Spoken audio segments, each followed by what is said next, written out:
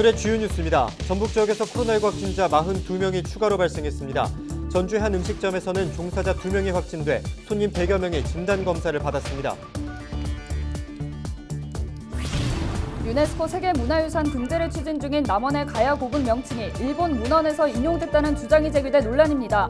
문제를 제기한 시민단체는 일본식 명칭 삭제를 요구했습니다. 세계적인 희귀종으로 알려진 뱅구알 버섯이 남원의 한 사과 농장에서 발견됐습니다. 모두 7개가 발견됐는데 지름이 최대 30cm에 달했습니다. 경읍시 신정동의 한 공사 현장에서 홀로 일하던 60대 A씨가 추락해 숨졌습니다. 경찰은 3m 높이의 사다리에서 떨어진 것으로 보고 정확한 원인을 조사 중입니다.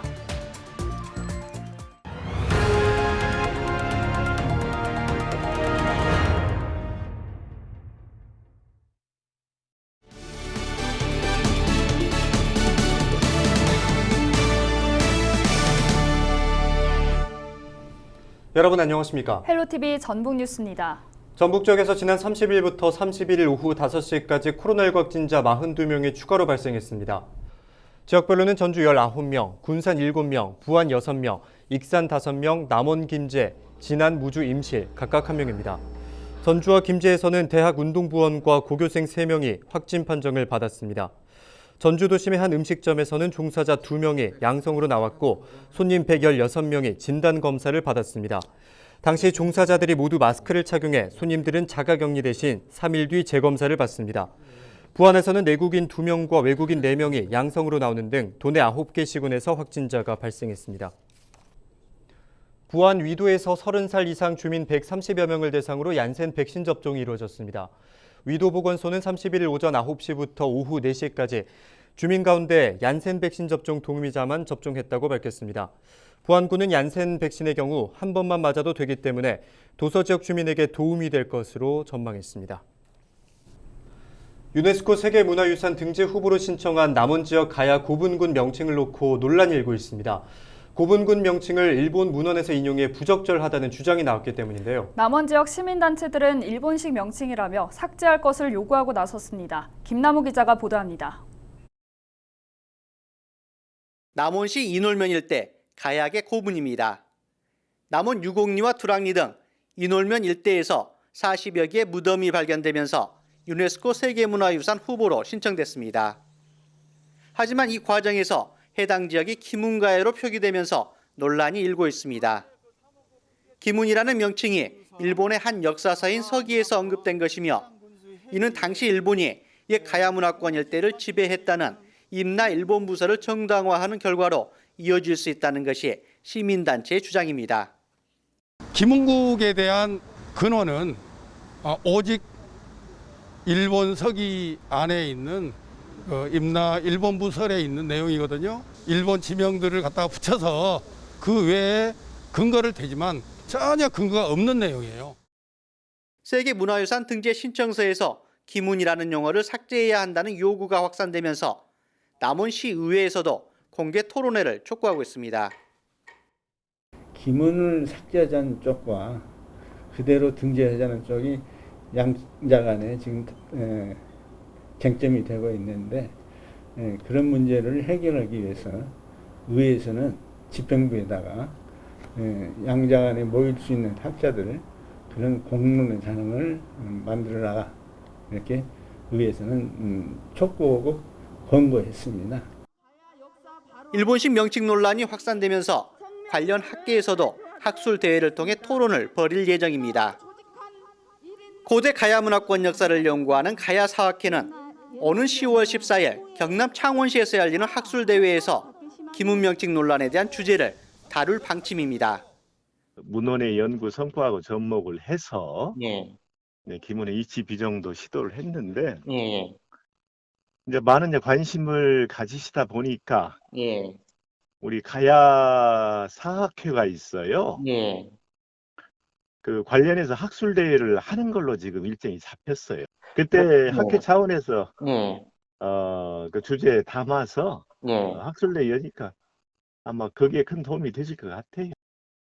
남원 지역 초중등 교사 모임에 속한 일부 교사들도 최근 교육부에 기문 명칭 삭제를 요청하는 민원을 제기했습니다. 세계문화유산 등재에 앞서 불필요한 논란을 없애고 가야 역사를 새롭게 조명해야 하는 상황. 관련 학계와 관계자들의 보다 적극적인 소통과 연구가 필요해 보입니다.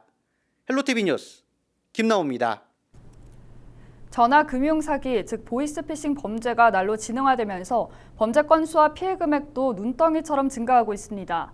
올해 1월부터 7월까지 전북도 내에서 발생한 전화 금융 사기 범죄는 모두 509건으로 지난해 같은 기간과 비교해 23%가량 늘었습니다. 피해 금액은 145억 원으로 지난해 78억 원에서 85%가량 증가했습니다. 범죄 유형별로는 보이스피싱 조직원이 피해자를 만나 돈을 직접 받는 대면 편취 행위가 168건에서 386건으로 크게 늘었습니다. 지난 30일 밤 10시 밤쯤 정읍시 신정동의 한 공장 신축 현장에서 홀로 일하던 60대 A씨가 숨진 채로 발견됐습니다. 같은 날 오후 5시쯤 공사 현장에 나갔던 A씨는 3m 높이의 사다리에서 지붕 보수 작업을 하다 떨어진 것으로 알려졌습니다. 숨진 A씨는 건설업체 대표로 일을 하러 나간 A씨와 연락이 닿지 않은 가족과 동료 등이 공장에 갔고 피를 흘리며 쓰러져 있는 A씨를 발견해 119에 신고한 것으로 전해졌습니다. 경찰은 관계자와 CCTV 분석 등 정확한 사고 원인을 조사하고 있습니다.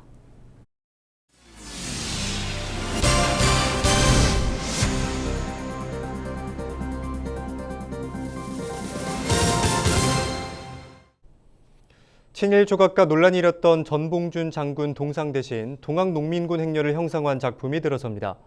정읍시는 기존의 전봉준 장군 동상을 철거한 자리에 동학농민혁명군 행렬을 형상화한 불멸 바람길을 조성한다고 밝혔습니다. 작품은 동학의 인본주의 사상을 근간으로 한 한문, 사람인 형상으로 배치될 예정입니다. 정읍시는 앞서 전국 공모를 거쳐 이명선 교수의 작품 불멸 바람길을 최종 선정했다고 설명했습니다. 새로 건립되는 조형물이 동학농민혁명의 역사를 배우고 가치를 깨닫는 상징이 되기를 바랍니다. 동학농민혁명의 발상지이자 성지인 우리 정읍은 앞으로도 혁명정신 선양과 친일잔재 청산에 앞장서겠습니다. 세계적인 희귀종으로 알려진 댕구알 버섯이 남원의 한 사과 농장에서 발견됐습니다. 이번에 발견된 댕구알 버섯 7개는 지름이 최대 30cm로 표면은 흰색을 띠고 있습니다. 댕구알 버섯은 둥그런 모양 때문에 사탕이라는 뜻의 댕구알로 불리며 남성의 성기능 개선에 효과가 있는 것으로 알려졌습니다.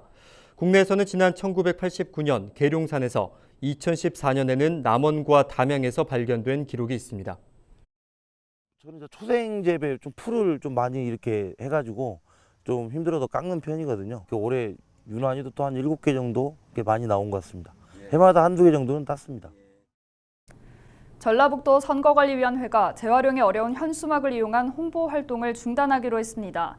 선관위는 현수막이 재활용하기 어렵고 폐기할 때 유해물질이 발생하는 점 등 환경 문제를 고려해 이같이 결정했다고 밝혔습니다. 하지만 투표소 안내와 같이 유권자의 선거권 행사에 꼭 필요한 내용을 전할 때는 현수막을 사용하기로 했습니다.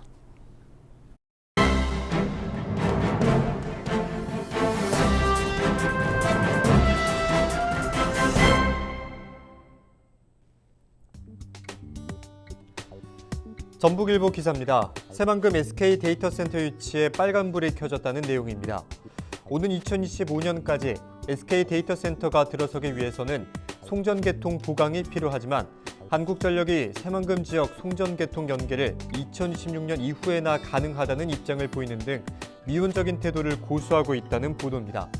전북도와 군산시, SK E&S 등에 따르면 한전은 최근 전북도와 군산시 등의 재생에너지 연계 관련 전력 개통 보강 필요 지역 알림 및 협조 요청의 공문을 발송했다고 하는데요.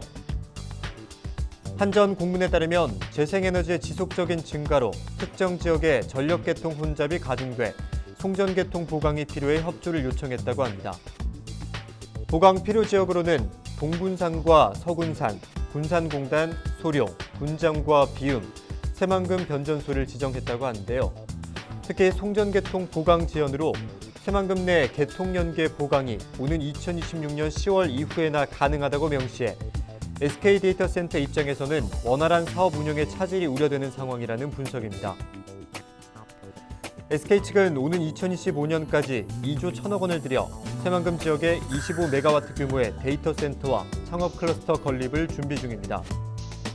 전북일보는 만약 한전의 공문처럼 2026년 이후에나 발전소와 연계가 가능하게 될 경우 200메가와트 연료전지 발전 시설의 전력 연계가 불투명하다고 전했습니다. 지금까지 신문브리핑이었습니다. 전북도가 추석 연휴 코로나19 확산을 막기 위해 온라인 성묘 활동을 당부했습니다. 전북도는 코로나19 확산이 지속되고 있다며 올 추석에도 직접 성묘를 자제하고 온라인 서비스 이하늘 장사 정보 시스템을 이용해달라고 권고했습니다. 상시 운영되는 이하늘 장사 정보 시스템은 유가족이 직접 온라인으로 추모관을 꾸밀 수 있고 친지들과 SNS로 공유할 수 있습니다. 한편 전북도는 거리두기 단계에 따라 봉안시설 이용 인원수가 달라질 수 있다며 사전에 성묘 가능 여부를 확인해야 한다고 설명했습니다. 옛부터 주인에게 충성을 다하는 충견설화가 많이 내려오고 있는데요. 최근 실종된 90대 노인을 살린 백구가 뜨거운 화제입니다. 새벽에 집을 나섰다가 실종된 90대 노인이 40시간 만에 2km 떨어진 논 한가운데서 발견됐는데요. 기르던 반려견 덕에 무사했다고 합니다. 장대비가 쏟아져 하마터면 저체온증으로 목숨을 잃을 뻔했는데 개가 주인 가슴에 기대 곁을 지킨 덕분에 체온을 유지했다고 하죠. 네, 맞습니다. 그래서 생체 온도 반응 탐지 드론에 발견돼 구조될 수 있었습니다. 이 개는 사실 버려졌던 유기견이었는데 어르신이 데려다 키웠고요. 큰 개에게 물려 죽을 뻔했던 걸 지극정성으로 보살폈다고 합니다. 결국 주인에게 은혜를 갚은 셈이네요. 그렇죠. 배은망덕이 판을 치는 인간 사회에 울림을 주는 참으로 감동적인 이야기입니다. 이상으로 뉴스를 마칩니다. 함께해 주신 여러분 고맙습니다.